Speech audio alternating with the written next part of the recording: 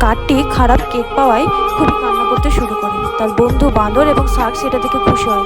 তার কেকটি তারা ছিনিয়ে নেয়। তারপর তারা পা দিয়ে সেটা দুমড়ে মুচড়ে ভেঙে ফেলে। তখন কাঠটি খুব কান্না করতে থাকে। সে খুব খুব কান্না করে। তারপর ভাবে সে কাজ করতে শুরু করে।